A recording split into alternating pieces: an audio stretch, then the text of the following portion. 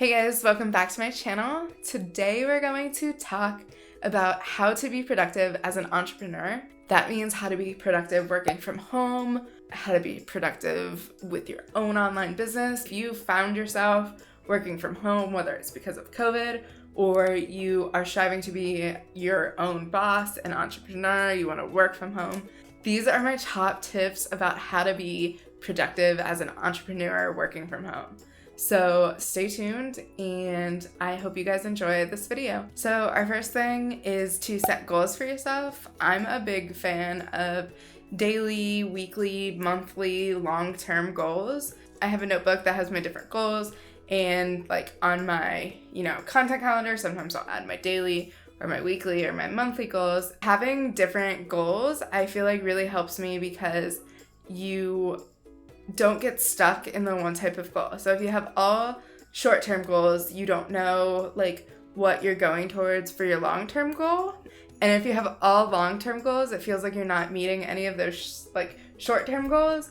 I find it helpful for me to have a different array of short-term and long-term goals. Our next step is to minimize distractions. I get distracted by my surroundings a lot, so I have a designated workspace to come in and work. So whether you have an office, you have a spare bedroom, you have an extra desk in the living room, wherever that one place is, I find it helpful for me to go into that space, focus on what I need to get done, and then leave everything there. It's a designated space so that I can minimize the distractions around me.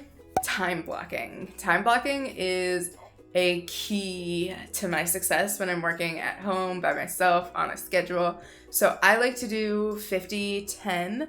So 50-minute blocks, 10-minute break. So for 50 minutes, I focus on one task. And then this also works well if I have a bunch of different tasks. So I'll do 50 minutes on the first task, 10-minute break. Do whatever I want for those 10 minutes. There's a couple different timers that you can download or just set your phone timer or whatever.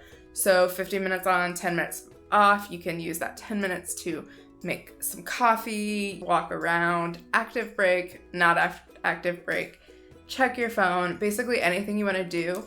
If 50 minutes is too long for you to focus, you can do 25-5. I just like numbers that way. You could do whatever works for you, but having that break to look forward to, I find that helps a lot of people to really piece together their workday. Our next tip is to stay productive by taking breaks. So that goes right into the time blocking. If you have so many minutes on, so many minutes off, you get into a habit of having those breaks so that your breaks aren't super long, and then you can come back at the end of your break being super productive and getting things done. The next thing is to listen to your needs. So I find that a lot of times I have a harder time listening to my body, listening to what I need when I'm go, go, go. I have a to-do list, it has to get done. So taking time to pause and listen. If you're falling asleep at your desk, maybe your body's trying to tell you that you need to sleep. Just listening to your body, taking care of your needs, knowing exactly what you need while you're working, because if you get burnt out, you're not helping anybody. The next tip is to establish boundaries. This goes with listening to your needs a little bit in a sense of what are your work hours? So if you're working online on your phone, on your computer, it's very easy to get sucked into I always have to be available. If I don't respond right now, this job's gonna fall through. Or if I don't respond right now, this person isn't gonna invest with me. It's important to establish boundaries, establish working hours, establish things, and of course, working from home, working on your own time, that gives you the flexibility to make these hours, but also knowing that when quitting time comes, if that's 5 o'clock and you cut it for the rest of the night, you make dinner, you enjoy your evening, or if you're a night person and maybe you don't answer anything until noon. So either way, kind of figuring out what works best for you, but putting it into a work day, sort of, if that makes sense. My next tip is to create templates. So templates are key, whether you are, sending out emails, whatever you're doing. I like to save signatures into my email for frequently asked questions that I respond to, or setting up templates to work on Canva, to create different graphics. Having templates in place that you can use to start with and then adjust to the needs of what you're doing saves you a lot of time rather than starting every email from scratch, starting every graphic for your website from scratch. Having these templates not only saves you time and energy, but it gives everything a more concise feel, kind of like branding, if you would. The next tip is to use automation. So automation can come in anything. I have under my Instagram, YouTube, and blog to schedule things. So automation is key. You can sit down and write everything that you need to, automate it so that when that time comes, you're not having to get online and do things. Automation is a game changer. Automation allows you to really hone in on what you're good at, put it out there, and let the automation do the work for you. You don't have to do as much work when you're using these automation techniques and tools, schedulers, things like that. They're super helpful. My next tip is to meal prep. So I know I've had a couple conversations recently that it's really hard to meal prep plant-based meals. My meal prepping is having healthy snacks individually packaged in little containers in my fridge. So this means washing all of my fruits as soon as I get home from the store. If it's grapes, taking them off the stem, strawberries, I cut the little tops off, and just putting them in containers so that when I'm working, I can grab them out of the fridge and eat them because 1, they're healthy, 2, they're ready, and 3, then I can get back to work faster versus having to go and wash all the grapes and peel all the fruit, and just stuff like that really takes time out of your day. If you're working through your dinner, meal prepping meals in advance might be better. I like to cook dinner and try new things. I stick to meal prepping for breakfast and lunch. So my next tip is to wear clothes that make you feel good. I know a lot of people are like, I can work from home. This means I can work in my pajamas all day. And it sounds great at first, but then you kind of get lazy. Like, let's be real. We've had those days where we're working from bed and you're not getting anything done. Don't lie to yourself. Getting up, getting dressed. For me, I really am not a fan of makeup. I'm kind of lazy. But for me, it's more putting a headband on, putting jewelry, choosing like what I'm gonna wear. Still like comfy athleisure type of style, but clothes that make you feel good, that aren't like your sweatpants from high school that have holes in them and you just feel like poo when you are in bed all day. Let's be real. Come on, guys. My next tip is to find a routine. This might take some trial and error. I know for a while I had a hard time finding my routine, and then also routines kind of like evolve and change with you, with your situation, with your surroundings, what's going on in your life. Sticking to a routine, if you're a morning person, do it in the morning. If you're an evening person, do it in the evening. But whatever that routine is, don't expect to like wake up tomorrow at 5 a.m. and do work and then stay up till midnight and get more work done. It goes back to the whole establishing boundaries thing. You need structure. You get to create your own structure, and that's what's beautiful about it. But having no structure is just gonna leave you drowning and feeling like you can't control anything. So definitely set working hours and have a routine, whether your morning routine includes work or not. Because my morning routine includes meditating, it includes walking my dog, some exercise, things like that. But that's what time I'm waking up every day. That's when I'm starting my day. I get into my flow and then go to work. You just have to find what routine works for you.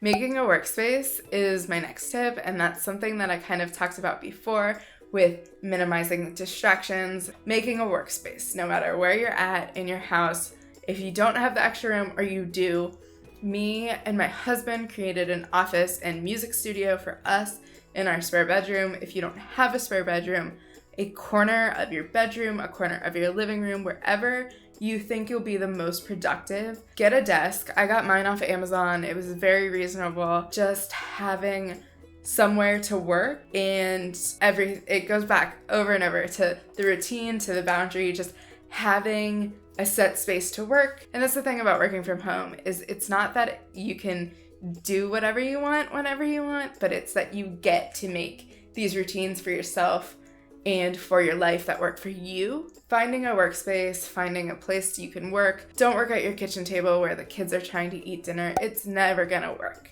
Get yourself a space that is your designated workspace. My next thing is to batch your tasks. Automation is on my board. Like, these are tips I live by, guys. So batching your task is, I have Instagram, YouTube, and my blog up there. So I have different categories of tasks I want to get done.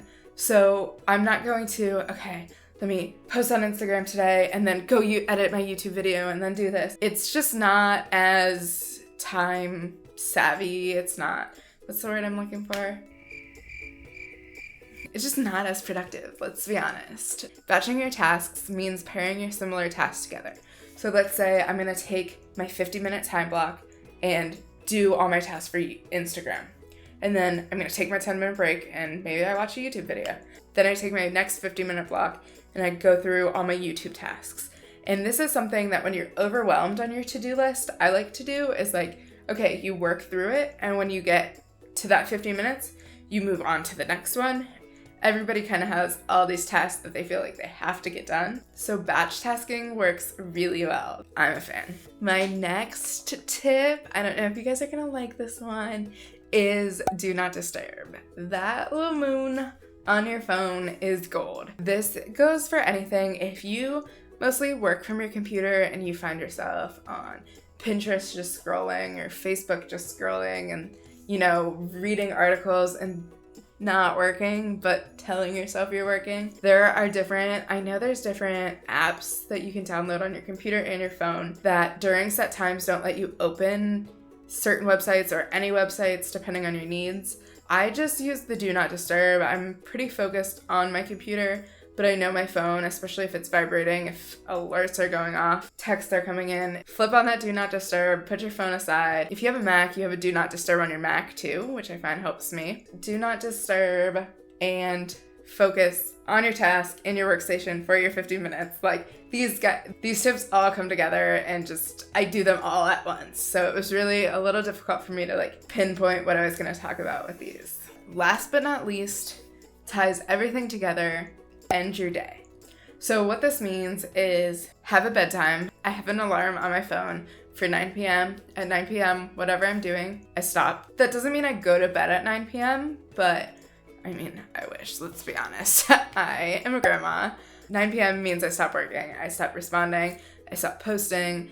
Whatever I'm gonna do, 9 p.m. is my cutoff. And then I can start my bedtime routine. Goes back. Set your routine. So bedtime routine, whether it's showering, whether it's meditation, whether it's yoga, whatever you want to do at the end of your day to wrap up your day, finalizing the end of your workday is really important because it gives you that routine. I'm telling you guys, everything, it's all a circle. Thank you guys so much for watching. I hope that you have enjoyed this video. I hope you've enjoyed a little sneak peek into my brain about how I productively work from home as an entrepreneur, because I know how difficult it can be to find your routine and like get into a groove, because you're like, it's gonna be a great time working from home, I'm gonna do whatever I want, and then you're either drowning in your own work or not making any money, so neither one is good for you and your health. If you guys have any questions or comments, I'd love to hear from you. Go ahead and subscribe to my channel, and thanks so much for watching. Love you guys.